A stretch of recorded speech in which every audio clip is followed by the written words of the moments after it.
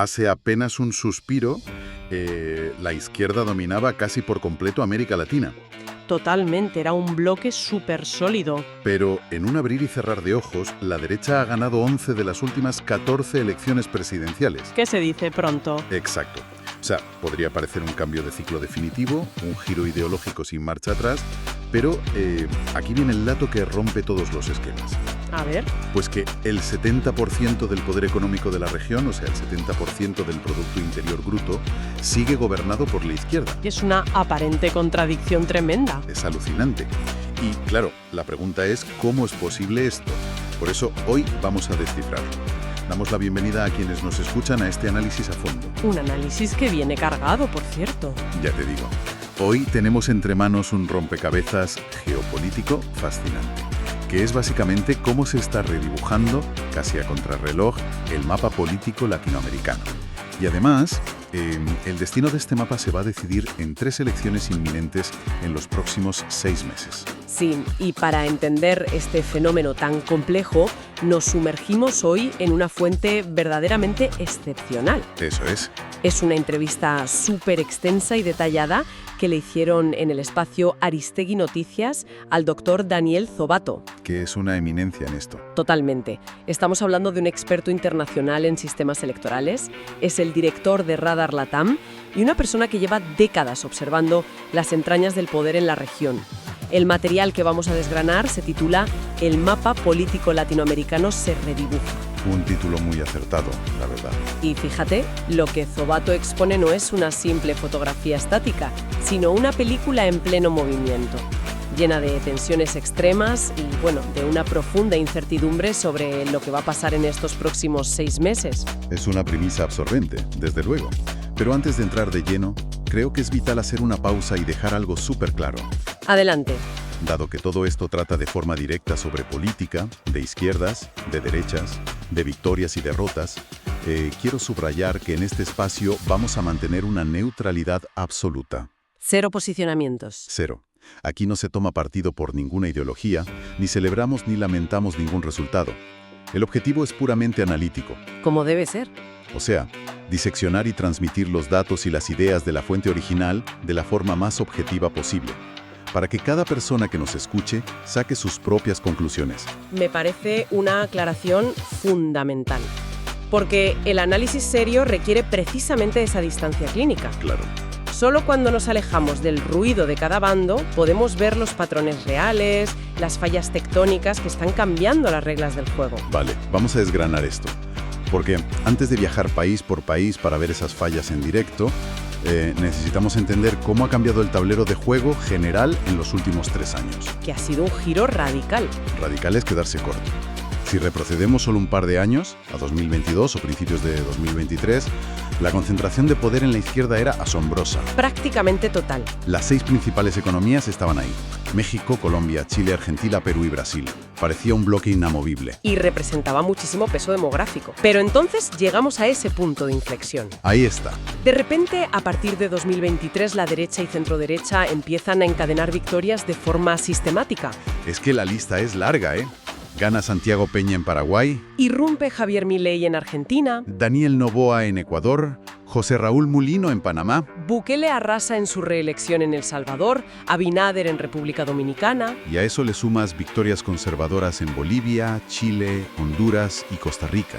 O sea, de 14 elecciones se llevan 11. Dejando a la izquierda con solo 3 excepciones recientes. Que serían Bernardo Arévalo en Guatemala, Claudia Sheinbaum en México y Yamandu Orsi en Uruguay. Eso es. Viendo esto, a mí la imagen que me surge es la de un balancín gigante, ¿eh? Pero uno que se mueve a una velocidad vertiginosa. Y la gran pregunta es, ¿este giro a la derecha es una verdadera convicción ideológica de la gente o simplemente un hartazgo monumental hacia quien está al mando? Si conectamos esto con el panorama general, Zobato argumenta que el motor principal es esto último. El hartazgo. Exacto, lo que él llama el voto de castigo. Los ciclos políticos son cada vez más cortos. Antes tenías la marea rosa de izquierdas que duró una década. Luego un ciclo de derecha de 2015 a 2019, cortísimo. Ya. Y luego otra ola de izquierda hasta 2023, igual de corta. ¿Por qué se acortan? porque los gobiernos no logran resolver las demandas urgentes de la sociedad. Hablamos de temas básicos, ¿no? Básicos: seguridad ciudadana, creación de empleo y crecimiento económico. Cuando la gente no ve mejoras, el mecanismo automático es votar al candidato más disruptivo para echar al que gobierna. O sea, expulsar al oficialismo sea como sea. Y aquí es donde la cosa se pone realmente interesante. Porque si pasamos de la teoría general a la práctica, al caos en tiempo real, nos damos de bruces con Perú. Perú. Es el ejemplo más extremo de este hartazgo y de cómo el sistema se devora a sí mismo. Es que los datos te dejan helado.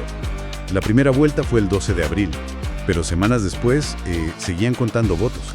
Y no por un tema logístico. ¿Qué va? Fue por una judicialización absoluta. Exacto. La fuente habla de más de 5.000 actas electorales observadas. Cuestionadas por los abogados de los partidos. Claro, impugnando mesas enteras por defectos de forma. O sea, más de 1 millón de votos completamente en el limbo. Es una locura burocrática. Y en medio de ese bloqueo, lo que se perfila es que Keiko Fujimori, de la derecha, pasará a la segunda vuelta del 7 de junio. Probablemente contra Roberto Sánchez, de la izquierda, que es una figura cercana al expresidente Castillo. Eso parece. Aunque Rafael López Aliaga, también de la derecha, se quedó tan cerca que ya está denunciando fraude electoral. Madre mía. Pero sinceramente lo que más me impacta son las cifras de apatía. Hubo un 30% de abstención. 6 millones de peruanos que ni fueron a votar. Y súmale 3 millones de votos nulos o en blanco. 9 millones de personas diciendo paso de esto. Aunque claro, viendo el contexto de inestabilidad brutal se entiende. Totalmente. Fíjate que han tenido 8 presidentes en la última década. Cuando deberían haber sido solo 2. Exacto. Y con 4 expresidentes presos y uno que trágicamente se suicidó. La presidencia allí no es poder, es una sala de espera para ir a la cárcel. Y aquí te lanzo la pregunta desde el asombro más absoluto. Si ser presidente en Perú casi garantiza acabar procesado o en la cárcel, ¿por qué hubo 36 candidatos peleando por la presidencia en primera vuelta? Bueno, 35 reales porque uno falleció. Es una gran pregunta. Zobato lo explica por la fragmentación extrema. Los partidos tradicionales han muerto. Ahora hay vientres de alquiler. Franquicias políticas. Eso es. Como las barreras de entrada son tan bajas, si te presentas y sacas un triste 5%, logras meter congresistas. Ya, y consigues financiación. Financiación, poder para negociar y, sobre todo, inmunidad parlamentaria. Es un círculo vicioso. Y lo peor es que quien gane la segunda vuelta, sumando a todos sus votantes, ni siquiera representará al 30% del electorado real. O sea, nace políticamente muerto. Y no resolverá la crisis, probablemente la agravará. ¡Qué panorama! Pero si Perú es el caos por fragmentación, Colombia nos muestra otra cara del problema. El reto de la gobernabilidad cuando la derecha se divide ante una izquierda que ya está en el poder. Claro. En Colombia la primera vuelta es el 31 de mayo y la segunda el 21 de junio. Petro no puede reelegirse. Así es. Y el candidato de la izquierda, Iván Cepeda, va primero en las encuestas, pero sin opciones de ganar en primera vuelta porque no llega al 50% más uno. Y ahí entra el drama de la derecha, que llega sorprendentemente dividida entre dos perfiles radicalmente distintos. Sí, por un lado tienen a Paloma Valencia, cercana al expresidente Álvaro Uribe. Y por otro a Abelardo de la Espriella, que Zobato define como un outsider absoluto, una especie de combinación entre Javier Milei y Nayib Bukele. Un perfil súper disruptivo. Pero hay un dato crítico aquí que lo cambia todo. El Congreso en Colombia ya se eligió en marzo. Exacto, meses antes. O sea, quien gane la presidencia no va a tener mayoría propia. Es como heredar las llaves de un coche de Fórmula 1, pero descubrir que otro equipo tiene el control remoto de los frenos. O sea, ¿cómo se gobierna un país tan polarizado así? Esto plantea una pregunta importante sobre cómo funcionan las segundas vueltas o balotajes en América Latina. A ver. En una segunda vuelta polarizada, te obligan a elegir entre dos extremos. Y para ganar, tienes que hacer alianzas frágiles de última hora. Y luego llegas al Congreso y ¿qué? Y esas alianzas se rompen. Te encuentras con un Congreso fragmentado, que ya estaba elegido, y la gobernabilidad se vuelve una pesadilla. No puedes pasar leyes, no hay reformas y volvemos al voto de castigo del que hablábamos. Es un laberinto sin salida. Y tanto Perú como Colombia nos preparan el terreno para la gran final de octubre. El peso pesado que decidirá hacia dónde se inclina ese 70% del PIB que decíamos al principio. Hablamos de la madre de todas las elecciones, Brasil. Brasil. Ahí está Lula da Silva buscando su reelección. Sería su cuarto mandato en total, Y compitiendo nariz a nariz con Flavio Bolsonaro, el hijo de Jair Bolsonaro. porque el expresidente Bolsonaro no puede competir, ¿no? No, fue inhabilitado tras ser condenado por aquel intento de golpe de Estado del 8 de enero de 2023. Madre mía, es verdad. Y las encuestas marcan un empate técnico para una previsible segunda vuelta, con un riesgo latente de denuncias de fraude. Negacionismo electoral en estado puro, parecido a lo que vemos en Perú con López Aliaga o lo que ya pasó en Brasil en 2022. Entonces, ¿qué significa todo esto? Porque parece que estamos viendo la misma película de tensión extrema una y otra vez. Te pregunto, ¿acaso el centro político ha desaparecido por completo en América Latina? Lo fascinante de esto es que, según Zobato, sí, en Perú, en Colombia, en Brasil, el centro se ha esfumado. ¡Qué barbaridad! Son procesos altamente polarizados disputados entre dos sectores inamovibles. El candidato moderado es penalizado automáticamente. Uf.